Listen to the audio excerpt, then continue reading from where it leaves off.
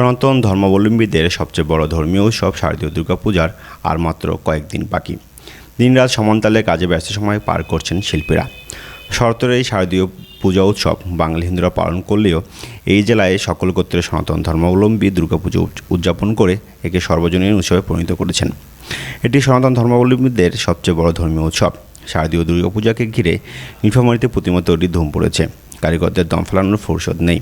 কদিন বাদেই প্রতিমার গায়ে পড়বে রঙের আঁচড়। জেলার অনেক পুরনো মন্দিরের ভেতরে এখন শোভা পাচ্ছে ছোট বড় শতাধিক প্রতিমা। বাঁশ কাঠ আর কাদামাটি দিয়ে তৈরি প্রতিমাগুলো দেখতে ভিড় জমাচ্ছেন সনাতন ধর্মের লোকজন। মন্দিরে মন্দিরে গিয়ে দেখা যায় প্রতিমা তৈরির কাজে ব্যস্ত শিল্পীরা। অনেকের বাড়িতে চলছে প্রতিমা তৈরির কাজ। বাঁশ কাঠের প্রতিমায় মাটি লাগানোর কাজ প্রায় শেষ। শিল্পীরা মাটি কাটার কাজের শেষ পর্যায়ের কাজ নিখুঁতভাবে পর্যবেক্ষণ করছেন। শিল্পীরা জানান, পেশাগত বিদ্যা, বুঝছেন না, বিদ্যা শিখছি, আমার বাপ দাদারা করে গেছে, আমরাও করতেছি। কিন্তু গতবারের তুলনায় এবার প্রতিমার রেট অনেক কম। এই ফিনিশিং করার পরে 10-15 দিন পর আবার রং চালু করবো আর কি। রং চালু শেষ করার পরে সমাপ্তিতে অন্য জায়গায় যাবো আবার কাজে। প্রতিমার 4টে কাজ নিয়েছি। এটা আমাদের দ্বিতীয় কাজ। প্রথম কাজ শেষ করছি। এটা কাজ শেষ করার পরে আমরা তৃতীয় কাজে যাব।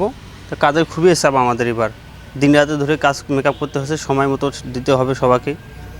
আর সামনে তো কয়েকদিনের মধ্যেই আমাদের আর পূজার আয়োজন আগে আসছে। হ্যাঁ, বর্তমান প্রতিমার কাজ করতেছি আমরা 4টা চলমান অবস্থায় দ্বিতীয় কাজ চলতেছে আমাদের। এই দ্বিতীয় কাজ শেষ করে তৃতীয় কাজে চলে যাব, তারপর চতুর্থ কাজ করব। করানোর পরে আমরা মনে করেন যে কম বেশি 4টা প্রতিমা 15 দিন রঙে রাখবো, রং করব।